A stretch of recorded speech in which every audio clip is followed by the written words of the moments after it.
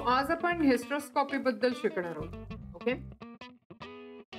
Hysteroscopy is an operative procedure whereby the endometrial cavity can be visualized with the aid of fiber optic telescope. The uterine distension is achieved by carbon dioxide,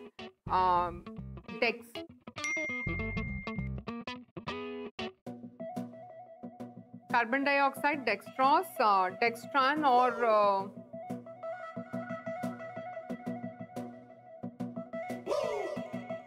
Huskin. The instrument is to pass transcervically.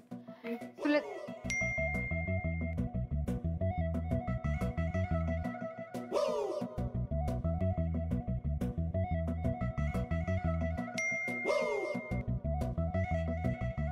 Kabir, काय चाललंय तुमच्या दोघांचं? लक्ष कुठे? Ma'am ते आहे, लक्ष आहे. मी आता हिस्टेरोस्कोपी बद्दल काय सांगितलं सांगा. हा ते जाऊ दे, इतके कष्ट घेऊ नका. काही सांगता येणार नाहीये तुम्हाला, कारण मी काही ऐकलंच नाहीये. काय सांगणार? तुमचं लक्ष फक्त फोन मध्ये, मेसेजेस आणि चॅटिंग. नाही मॅम, आहे लक्षात. तुमचं ते झालं की सांगा, मग आपण लेक्चर कंटिन्यू करू. नाही नाही मॅम, सॉरी, तुम्ही करा कंटिन्यू. मी ठेवते फोन बाजूला. सॉरी, मी सायलेंट वर करतो फोन. ए कबीर भावा, अरे काय यार, मोबाईल बंद करून यायचा ना. आपली लिंक तुटते रे, सगळा मूड जातो आपला. हो ना, एवढं काय असतं त्या मोबाईल मध्ये ना, हेच मला कळत नाही. ऍक्च्युली प्रॉब्लेम ना मोबाईलचा नाहीये, प्रॉब्लेम तुमच्या जनरेशनचा आहे. सतत मेसेजेस, सतत चॅटिंग, दिवसभर त्या मोबाईल मध्ये डोकं खुपसून बसायचं. आपल्या आयुष्यातला किती वेळ आपण त्याच्यावर वाया घालवतोय याचा काही अंदाज नाहीये तुम्हाला. डॉलीबाई, जाऊ द्या, त्याच्याकडे लक्ष नका देऊ. तुम्ही करा, सुरू करा, लिंक लागू द्या आपली. हा करा सुरू. नक्की आता लेक्चर सुरू करायचंय? हो. की आज सुट्टी पाहिजे? नाही नाही मॅम, सुरू करा. So recently, contact hysteroscopy has become more popular since it is. आता कोणाचा वाज आला मोबाईल?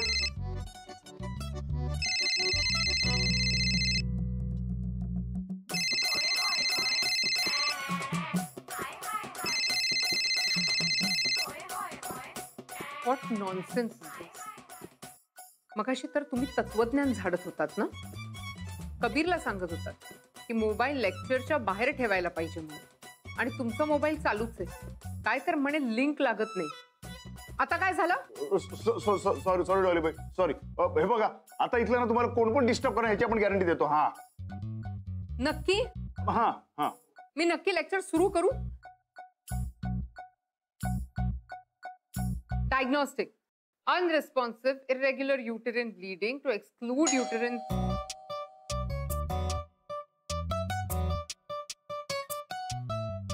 डॉलीबाई, आयुष्यामध्ये आपण काय पण केलं. हा, आणि हा डॉलीबाई, आपण घरच्या लोकांची गॅरंटी दिली आहे, बाहेरच्या लोकांची नाही. हा, कळतंय मला. आता पिंकी नसणारे दार उघडायला, त्यामुळे मलाच जावं लागेल. काय रे, कशाला मोबाईल? अक्का बसा. पाणी आण. नाही नको.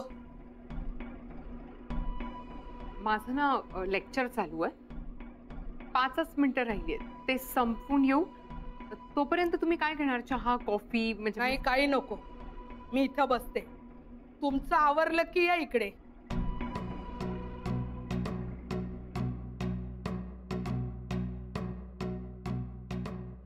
नको, जाऊ देत. म्हणजे काही काम होतं का? खूप अर्जंट आहे. हा, अपार्टमेंट पाहिजे. काय पाहिजे? वेळ, वेळ पाहिजे. अच्छा, अपॉइंटमेंट. हा हा, ओके ओके. कोणाची? देवाची. आणि कोणाची? तुम्हाला देवाची अपॉइंटमेंट हवी आहे? मला नाही कळलं का? अगं अक्के, तू काय करतेस या इथे? अगं अक्के, तू शिकवणीच्या मध्ये काय करतेस इथे?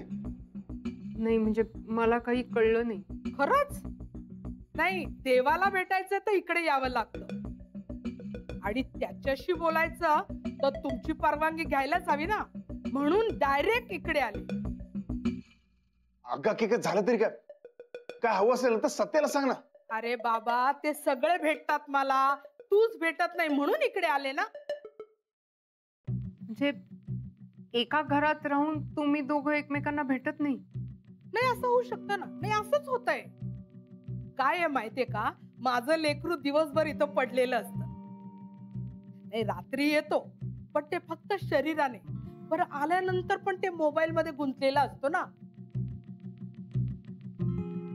रात्रभर तो कोणाशी बोलत असतो ते तर तुम्हाला माहितीच असेल ना. नाही काय आहे, याला ना माझ्याशी बोलायला 2 मिनिटं पण वेळ नाही. पण दिवसभर रात्रभर चोरून ते फोनवालीशी बोलत असतो. त्या फोनवालीने ना याला वेडं केलंय. म्हणून बोलायला मी डायरेक्ट इकडे आले. तुमची काही हरकत नसेल तर बोलू ना मी त्याच्याशी. नाही नाही, मला काय प्रॉब्लेम असणार आहे? तुम्ही बोला ना. नाही सांगू नाही शकत ना. तुम्ही म्हणाल तर. अक्के अक्के तू जरा गप्प बसतेस का? बरं बाबा, इथे पण गप कर मला. नाहीतर आपण एक काम करूया का, आपण पण दोघं फोनवरच बोलूया का? तू तुझी मोकळी वेळ सांग तिला विचारू, म्हणजे कसं आपल्याला बोलता येईल ना. सावकाशीने सांगा, आपल्याला काही घाई नाही. एक मिनिट प्लीज. तुम्हाला काय हवंय? तुमचा प्रॉब्लेम काय? की देवा तुमच्याशी बोलत नाहीये हेच ना? माझ्याकडे सोल्युशन आहे त्याचं. कबीर, राधा, देवा, मला तुमचे फोन हवे. काय? मॅम पण आमचे फोन का? हो मॅम, काही अर्जंट काम असेल तर. हो ना, म्हणजे घरच्यांचे वगैरे फोन येतात, सो रोज बोलावं लागतं ना. कबीर, योर फोन नाव. आपण आपले वांदे होतील ना. गप्पा बसा. मला तुमचा फोन हवाय.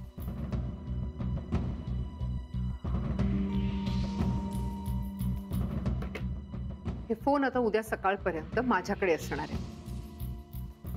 आणि तेव्हा तुम्ही आज दिवसभर इथे येणार नाही. काय? काय डॉलीबाई हे? असंच होणार. आज ते दिवसभर फक्त आणि फक्त तुमच्याशीच बोलणार. सो आय होप की देवा आज फक्त तुम्हालाच वेळ देतील आणि तुमचं समाधान होईल. वाव यार, काय मस्त शेड्स आहेत. मोबाईल असताना तर आता फोटो काढला असता. सगळ्यांना देवामुळे झालंय. कबीर भावा, तू पण बादशाह झालास का रे? कुठे तू इथेस? आपण तुला कुठे शोधत होतो. अरे मग मी म्हणणं होतं फोन करायचा, पण फोन कुठे? आणि हे सगळ्यांना तुझ्यामुळे झालंय. अच्छा, गावात आपण काय केलं रे? मग काय काय गरज होती तुम्हाला रात्रभर बोलायची? आणि बोलायचं वय आमचं आहे, बोलताय तुम्ही. काय बोलशील तू कबीर भावा? अरे तुला सांगू, खरी मजा आहे ना ती मोबाईल शिवायच आहे. हा, आपण बघ ना लहानपणी ते ना काडेपेटीचे आपण मोबाईल बनवायचो रे. हे अशी दोरी असायची, त्याला जाम मजा यायची. आताचे कसले? पण सांगू तुला कबीर भावा, लहानपणीचे दिवसच जबरदस्त होते रे. अरे आपण दिवसभर खेळायचो, सॉलिड हुंदडायचो रे. आणि आपण ना त्या मैदानात खेळायचो. हे एवढ्याशा जागेत नाही, मोठं मैदान असायचं रे. मस्तपैकी आपण तिकडे पोहायला जायचो, नदीत पोहायला जायचो, विहिरीत उड्या मारायचो, तिथेच आंघोळ करायचो. काय दिवस होते ते रे. अरे काय नवीन करायचं झालं ना की आपण पूर्ण आपला डोका लावायचो, एकदम डोकेलिटीने. ते आताच्या व्हिडिओ फिडिओ नाही बघायचो आपण. हा, आणि मित्राशी बोलायचं असेल ना, ते इंटरनेट वगैरे नाही, आपण डायरेक्ट भिडायचो एकदम फेस टू फेस. असलं काय तू बोलतोस?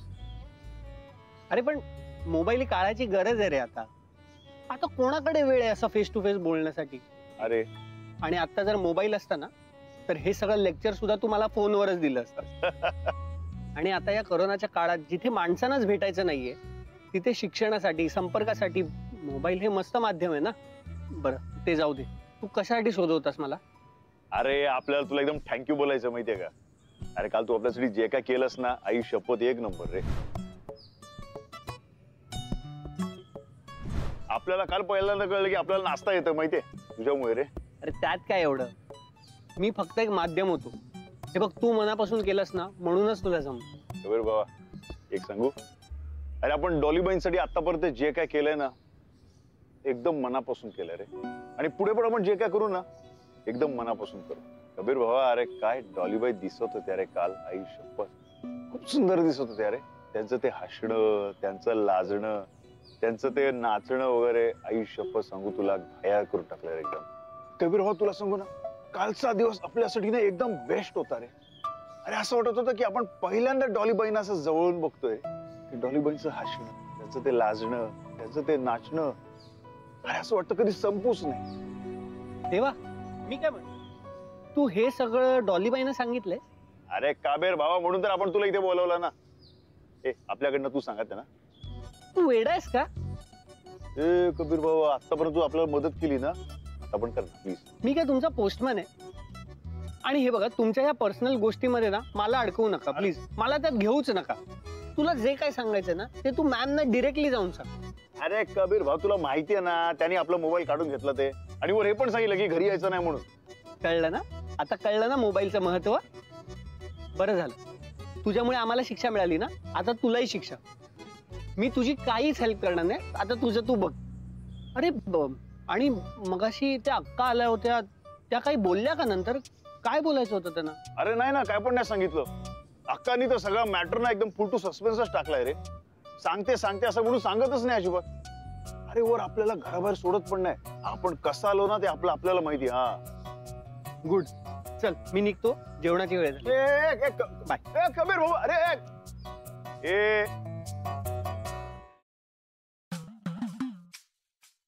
आयडिया. कबीर नाही बोलला म्हणून काय झालं बाय? आपण तुझा मेसेज डॉलीबाईंना गाण्यात द्यायचा. म्हणजे ते काय म्हणतात ते तुझ्या भावना तू गाण्यात फिट करून गाणं हिट करून टाकायचा. म्हणजे कसं ते जवा बघतीस तू माझ्याकडे मला आमदार झाल्यासारखं वाटते. कसं वाटलं बाय? आपण आहे ना स्पीकरच घेऊन येतो आता. ए गप्पर बस. अरे गाणं हिट होण्यासाठी स्पीकरची नाही रे, संगीतकार, गीतकार, गायक आणि बऱ्याच गोष्टींची आवश्यकता असते. ए ठीक आहे ना, मग आपण आहे ना स्पीकर नाही आणत, आपण आता या सगळ्यांना घेऊन येतो का नाही बघ. ए बस. गाणं बनवते. अरे तेवढा वेळ नाही आपल्याकडे, खूप वेळ लागतो गाणं बनवण्यासाठी. तेवढ्यात आपले मोबाईल आपल्या हातात येते. त्यापेक्षा आपण असं केलं तर, आपण पतंग घेऊया, त्याच्यावर मेसेज लिहूया आणि तो डॉलीबाईच्या घरावर फिरवूया. आता तर आपण आहे ना त्या पतंगवाल्यालाच घेऊन येणार. ये गप्पट बस बस. हे डोक्याचा मांजा काय ढिला झालाय का रे? काही पण काय बोलता तुम्ही पतंग वगैरे? नाही नाही, हा आयटम रिस्की आहे. समजा आपला पतंग मध्येच कोणीतरी कापला आणि आपल्या भाईचा मेसेज डॉलीबाईंपर्यंत अर्धात पोहोचला तर केवढा लफडा होईल? नाही नाही, नको नको. जे आपण डॉलीबाईंना पाठवणार, आपण तुमच्याशिवाय जगू शकत नाही. आणि नेमका नाहीचा पतंग कोणीतरी कापला तर केवढा मोठा कांड होईल. डॉलीबाईंपर्यंत काय मेसेज जाईल? आपण तुमच्याशिवाय जगू शकतो. नाही नाही नाही, हा लफडात नको, पतंगाचा आयटम नकोच. मग आपण आहे ना डॉलीबाईंनाच उचलून आणतो आता. ए गब्बू, अरे आपण असं काय पण करणार नाही.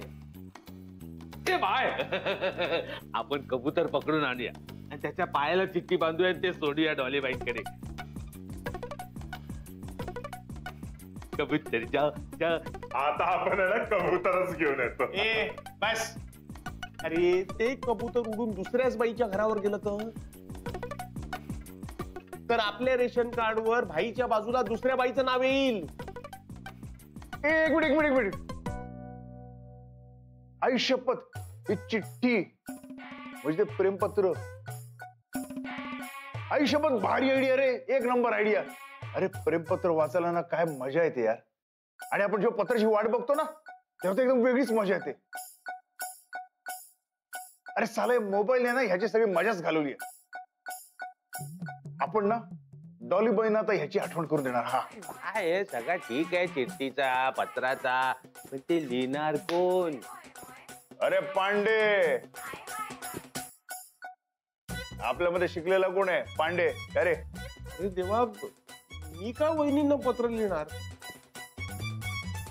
अरे अरे फार तर मी नोटीस लिहू शकतो रे. नको, अजिबात नको. त्यापेक्षा ना आपण सगळे मिळून पत्र लिहू.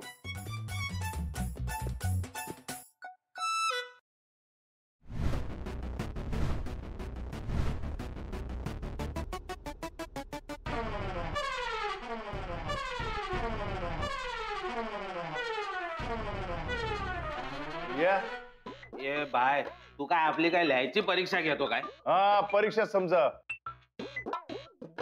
अरे भावानं तुमचं आपल्यावर किती प्रेम आहे ना ह्याची परीक्षा असं समजा. म्हणजे अरे म्हणजे तुम्हाला डॉलीबाईंबद्दल काय काय वाटतं ना ते तुम्ही प्रत्येकाने आपापल्या पत्रात लिहायचं. मग आपण त्याच्यापैकी भारी भारी गोष्ट आहे ना त्याची एकत्र करणार आणि त्याचं एक मोठं पत्र लिहिणार. चला सुरुवात करा. बाय, तुला डॉली बहिणींबद्दल काय वाटतं ते आम्हाला कसं कळणार आणि ते आम्ही कसं काय लिहिणार? बरं आपण सांगतो तुला, लिह. आ, डॉलीबाई तुम्ही ना जाम सुंदर आता. जाम सुंदर दिसतात. नाही नाही नाही, हे नको हे नको हे नको. डॉलीबाई तुम्ही ना एकदम कडक आहात. कडक दिसतात. हे नको लिहू. हे लिह. हा डॉलीबाई तुम्ही ना एकदम रशियन रिव्हॉल्वर सारख्या दिसता. एक नंबर बाय. अरे देवा, तू काय वेडा आहेस का? अरे आपल्या बायकोला कोण रशियन रिव्हॉल्वर बोलतं? हा रे, मग तू सांग ना. बरं ठीक आहे, आपण मग असं लिहूया की माझे अशील देवा सुर्वे यांच्या हृदयाचा तुम्ही कब्जा घेतला आहे. हा. अरे वा वा वा वा, एक नंबर. अरे काय लिहिलंय? अरे सत्या गब्बर हा ना परत कोर्टात गेला. गब्बर तू सांग रे. आपल्याला ना तुम्ही चिकन पेक्षा जास्त आवडता. अरे काय चाललंय काय? अरे आपण प्रेमपत्र लिहिलो तसा विचार करा ना. ए बाय, हे बघ, तू आपल्याला धमकीचं पत्र लिहायला सांग, आपण ते एकदम भारीतला लिहू. पण हे आपल्याला काय जमणार नाही. हा हा, नाहीतर काय. आणि देवा, तू फक्त आम्हाला लफडी करायची परमिशन दिली. तू कधी प्रेम करायची परमिशन दिलीस आम्हाला? मग कसं कळणार आम्हाला हे प्रेमपत्र वगैरे? आईला आपण हा विचारच केला होता रे तुमच्याबद्दल असा. नाही नाही नाही, आता आपलं ठरलं. हे बघा, आपण सगळी कामं एकत्र केली की नाही, आता लग्न पण आपण ना एकाच मांडवात करणार. बास. अरे आपण तुमच्यासाठी पोरगी शोधणार.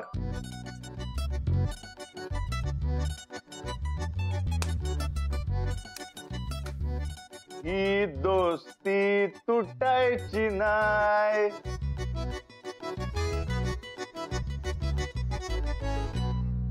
हे बाय, तू कशाला टेन्शन घेतो?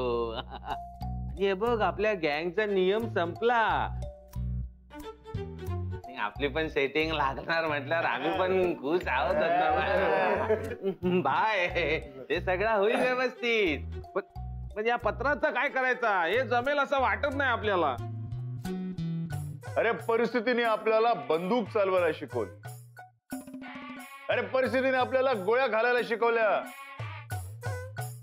तसंच प्रेम आपल्याला प्रेम पत्र लिहायला शिकवेल. क्या बात आहे भाई, काय डायलॉग चिपकवलाय भाई. असे 20-25 डायलॉग चिपकूया ना या पत्रात, मग प्रेम पत्र तयार.